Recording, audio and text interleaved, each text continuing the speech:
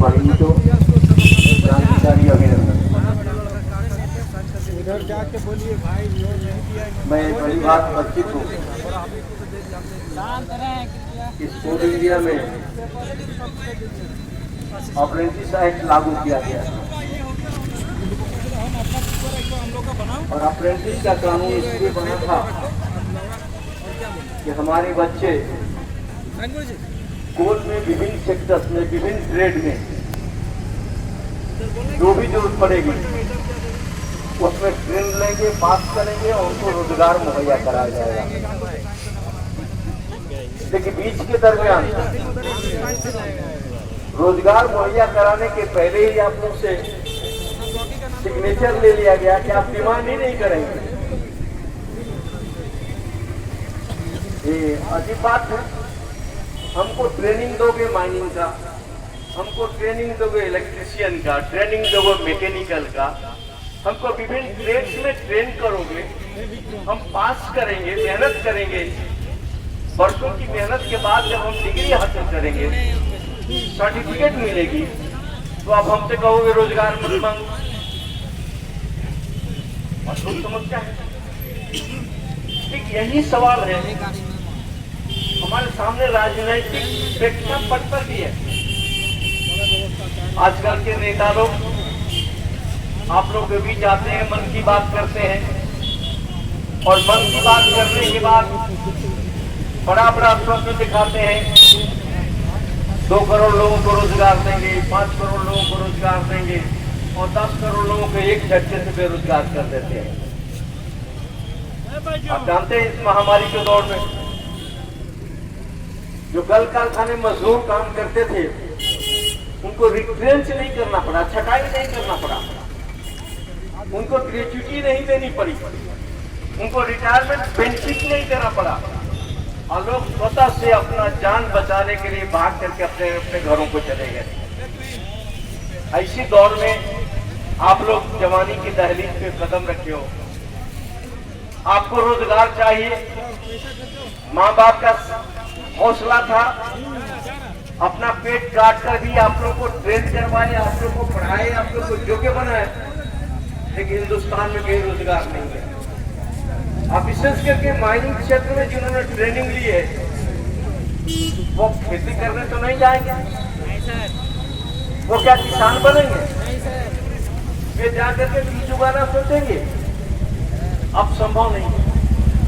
इसलिए हमारे कुछ साथी, नौजवान साथी हम लोग से मिले थे और उन्होंने कहा कि हम लोग ट्रेन होकर के आज बेरोजगार हैं, हम लोग कोल इंडिया से और भारत की सरकार से मांग करना चाहते हैं। मांग पत्र आपका बड़ा सा मैंने शॉर्ट किया, छोटा किया। हमारी ये थी मांग है कि हम पास कर चुके हैं, हम ट्रेंड है, हम बेहतर काम दे सकते हैं, तो हमको रोजगार दे दिया जाए। लेकिन अभी समय आप लोग को विपरीत जा रहा है। समय विपरीत इसलिए जा रहा है, अभी लोगों का रोजगार छीना जा रहा है, वो चाहे कोल इंडिया हो या दूसरा कोई सेक्टर, सारे सेक्टर से रोजगार छीने जा रहे हैं। विशेष करके कोल इंडिया को प्राइवेटाइज किया जा रहा है। मालूम नहीं आपको प्राइवेट कारखानों में भी, प्राइवेट पुलिसों में आपको रोजगार मिलेगा, रोजगार की कोई गारंटी नहीं है। इसलिए आपको संघर्ष करना पड़ेगा। संघर्ष के अलावा आपके सामने कोई विकल्प नहीं है, कोई रास्ता नहीं। तो जो हमारे बच्चे, आप लोगों के दोस्त हम लोग से मिले, हम लोगों ने कहा कि आप संघर्ष करो। संघर्ष करोगे तो हमारे संगठन, हमारा AITC, हमारा youth, all India youth federation, हमारी political party, communist party of India, हम लोग आपका सपोर्ट करेंगे। इस प्लेटफॉर्म पर जहां भी आपकी मदद की जरूरत होगी हम लोग मदद करेंगे।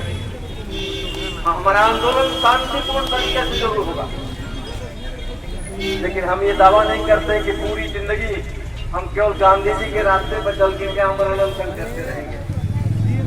हमारे सामने पूरी जिंदगी पड़ी है। हमें जिंदगी का भी 15-20 पसंद भी देखे हैं इसलिए हमारी जिंदगी को और बेहतर बनाने के लिए हमारे परिवार को, जो हमारे माँ बाप ने अपना पेट काट करके हमको जवान किया है, हमको जो के बनाया है, उनके बुढ़ापे का सहारा भी तो बनना है। इसलिए हमें आपको आंदोलन के अलावा कोई रास्ता नजर नहीं आता है। आपके सामने कोई आंदोलन के अलावा विकल्प नहीं है। और सरकार सीधी उंगली बात नहीं, क्योंकि इसको उंगली तो टेढ़ा करना पड़ेगा। आप देखें किसान लोग, हिंदुस्तान के किसान जो पूरे देश का पेट पालते हैं, वो आज 20-21 दिन से दिल्ली की चिलचिलाती हुई ठंडक में सड़कों पे सोए हैं। अब तो मां बहनें भी साथ में आ गई और सारे लोग कहते हैं हमारे अधिकार मत छीनो, हम जो मेहनत करके फसल पैदा करते हैं उसका हमको गारंटी दो कि हमारी फसल का वाजिब मूल्य मिलेगा। लेकिन सरकार वो भी देने के लिए तैयार नहीं है। तो छोटी लड़ाई से आपका भी काम नहीं चलेगा, आपको भी लंबे संघर्ष में जाना पड़ेगा, क्योंकि आपका संघर्ष है भारत की सरकार से, कोई इंडिया से नहीं। आपका संघर्ष है भारत की सरकार से। सरकार को कानून बनाना पड़ेगा, कोयला मंत्री को निर्देश देना पड़ेगा, हमारे बच्चों को रोजगार दो, जो ट्रेंड है, जो ट्रेनिंग लिए है, पास किए हैं, सर्टिफिकेट है, उनको रोजगार दो। इसलिए आपका संघर्ष करा लंबा चलेगा, धीरज के साथ में, लेकिन दृढ़ता के साथ। क्या हुआ? धीरज के साथ लेकिन दृढ़ता के साथ, कुछ चिंतन होकर नहीं, आपको संघर्ष के रास्ते पे चलना है। हम लोग आपको मदद करेंगे। सब लड़का है तो समझ तू। हमारा युवा संगठन भी आपके साथ में मदद आएगा। मैंने उनसे बात की है। जाओ घूम, तो हम लोग जाएंगे वो तो भी पिकअप आप कर लेंगे।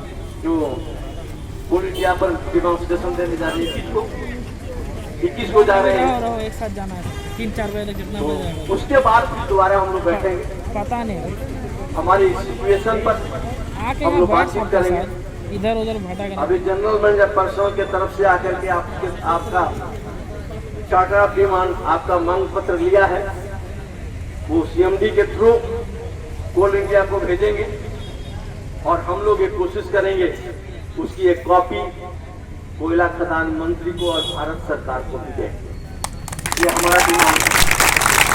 इस पर सरकार गौर करो, और नहीं करोगे तो लड़ेंगे, क्योंकि हमारे सामने संघर्ष का विकल्प भी नहीं, इसलिए हम लड़ेंगे। लेकिन लड़ाई जब होती है तो कायदे कानून को ध्यान में रख करके एक एक कदम मजबूती से आगे बढ़ते जाना ही लड़ाई है, तभी आप जीत सकते हो। इसलिए आपस में एकता कायम रखो। और मैं दोबारा कहता हूं, आपका ये डिमांड एक दिन में साल नहीं होने वाला है। आप समझते हैं कि मांग पत्र दे दिया और कल से सीएमडी बहाली खोल देंगे, ऐसा नहीं हो पाएगा, इनके बस की बात नहीं है। इसलिए भारत सरकार को डिसीजन लेना है। तो आपको आपका आंदोलन पूरे हिंदुस्तान के जितने अप्रेंटिस हैं, विभिन्न ट्रेड में जितने लोग सर्टिफिकेट हासिल कर चुके हैं, उन सारे लोगों को साथ लेकर के आगे बढ़ना है। और आप आगे बढ़ो, जीतो, यही मेरी कामना है, यही शुभकामना है। और आप लोगों को मेरा यह आशीर्वाद है। और मैं तहे दिल से कहता हूँ कि आप अगर संघर्ष तेज करोगे तो जरूर जीतोगे, जीत आपकी होगी। सभी को धन्यवाद।